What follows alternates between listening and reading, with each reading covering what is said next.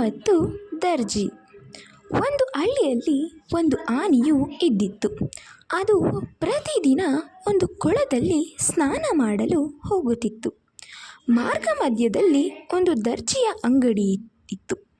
ಆನೆಯು ದರ್ಜಿಯ ಅಂಗಡಿಯ ಮುಂದೆ ಹೋಗಿ ನಿಲ್ಲುತ್ತಿತ್ತು. ದರ್ಜಿಯು ಆನೆಗೆ ತಿನ್ನಲೆಂದು ಬಾಳೆಹಣ್ಣುಗಳನ್ನು ನೀಡುತ್ತಿದ್ದನು.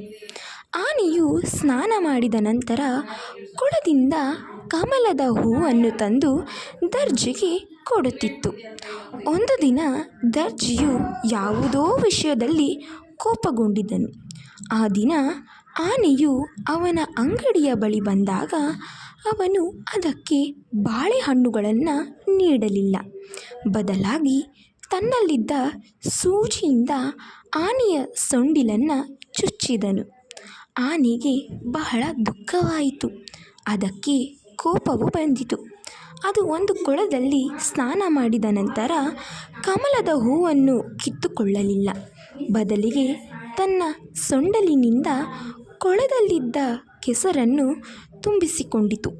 ನಂತರ ದರ್ಜಿಯ ಅಂಗಡಿಗೆ ಹೋಗಿ ಅಲ್ಲಿದ್ದ ಬಟ್ಟೆಗಳ ಮೇಲೆ ತಾನು ತಂದಿದ್ದ ಕೆಸರನ್ನು ಎರಚಿತು.